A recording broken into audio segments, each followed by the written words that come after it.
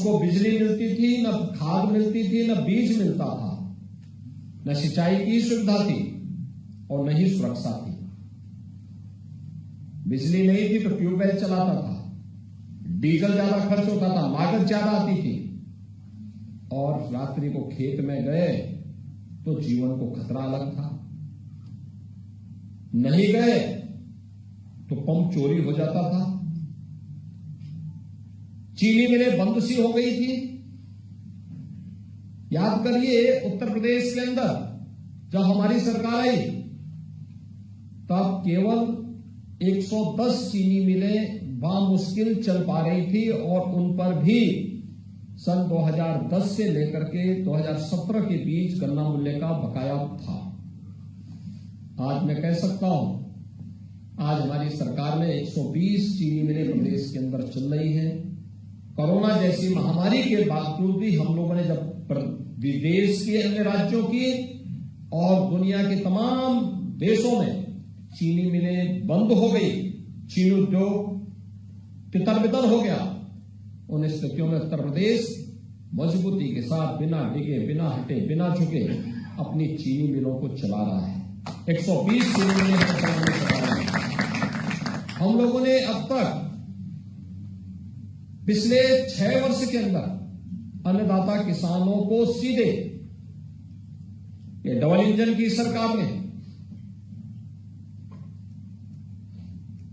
लगभग 7 लाख करोड़ रुपए की राशि सीधे अन्नदाता किसान के खाते में भेजी है। उनकी उपज इसमें प्रधानमंत्री किसान सम्मान निधि का 62,000 करोड़ रुपया नहीं है। यह वह राशि है जो एमएसपी का दाम और गन्ना किसानों को, अकेले गन्ना किसान को आज मैं प्रातःकाल ही देख रहा था, 2,32,000 करोड़ रुपए अभी तक गन्ना किसानों का, गन्ना मूल्य का गन्ना किसानों के खाते में हम लोग जब आए थे तब गन्ना किसानों को गन्ना का समर्थन मूल्य 315 रुपया पड़ता था, लेकिन उसमें भी वो पैसा उनको नहीं मिल पाता था।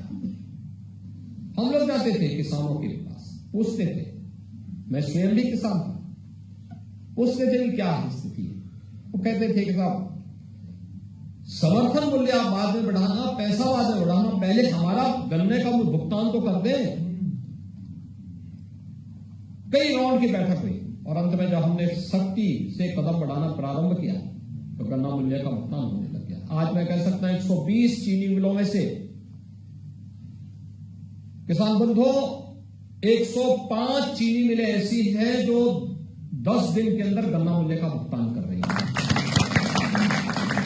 तो 2-3 ग्रुप ऐसे हैं जो गन्ना मूल्य का भुगतान, उनको भी हम तेजी के साथ कस रहे हैं, वे भी भुगतान करें। और अब तक हम लोग 90% से अधिक गन्ना मूल्य का भुगतान कर चुके हैं। करंट सीजन का भी है, गत वर्ष का तो बहुत कम राशि बची हुई है। जहां भी आवश्यकता पड़ी हम लोगों ने गन्ना किसानों के लिए इस व्यवस्था को आगे बढ़ाया। धान की प्रोक्योरमेंट को हमारी सरकार ने आगे बढ़ाया, गेहूं की प्रोक्योरमेंट को, मकई की प्रोक्योरमेंट को, बाजरा और अन्य मिलेट की प्रोक्योरमेंट को भी प्रदेश के अंदर उस प्रकार की क्रय नीति को लाया गया। लगभग 3,70,000 करोड़ रुपए तो केवल हम लोगों ने इन उपजों का समर्थन मूल्य को बढ़ा करके गन्ना किसान, अपने अन्नदाता किसानों के खाते में सीधे पैसे भिजवाया और 2,32,000 करोड़ रुपए अब तक गन्ना मूल्य का भुगतान सीधे अन्नदाता किसानों के खाते में भिजवाया। प्रदेश के अंदर आज के दिन पर चीनी मिलें और गन्ना किसानों के बीच में बेहतरीन तालमेल बना करके, क्योंकि चीनी मिल चलेगी तो ही गन्ना किसान का हित उससे जुड़ा हुआ है। किसान खुशहाल होगा तो चीनी मिलें भी अच्छी चलेंगी। एक दूसरे के पूरक बना करके आज उस पर कार्य करना प्रारंभ किया। आज उसके परिणाम भी हम सबके सामने आए हैं। आज से 5 वर्ष पहले जहां पे गन्ना मूल्य का भुगतान मात्र 315 मिलता था, आज अब 370 रुपया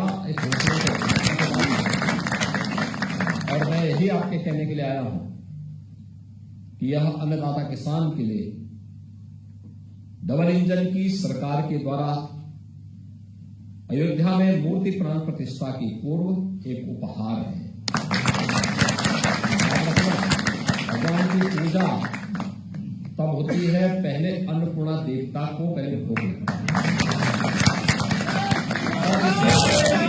अपने अन्नदाता किसान का सम्मान करने के लिए एक व्यवस्था बनाई है, और हमारा अन्नदाता किसान भी अपना कोई काम करता तो राम राम के बगैर कोई काम करता ही नहीं।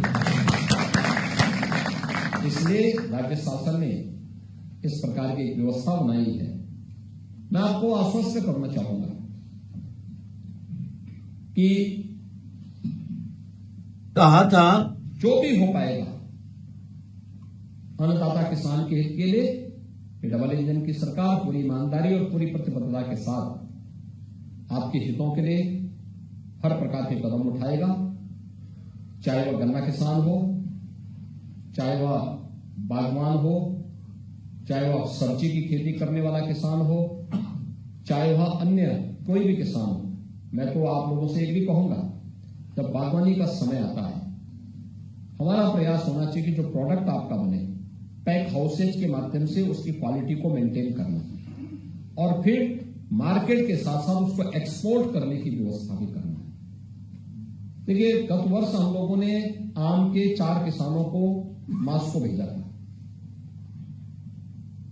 यहां पे जो आम 40 से 50 रुपए किलो बिक रहा था, अच्छी क्वालिटी का वही आम जब मास्को के बाजार में पहुंचा तो 800 से 1000 रुपया उसका दाम। एक किसान को 1 किलो में 500 रुपए की बचत हो जाए तो समृद्धि तो उसके पास आएगी। ऐसे ही अमरूद की खेती बहुत सारे अन्नदाता किसान करते हैं, केले की खेती करते हैं, लेकिन क्वालिटी का ध्यान रखना पड़ता है, इसका प्रशिक्षण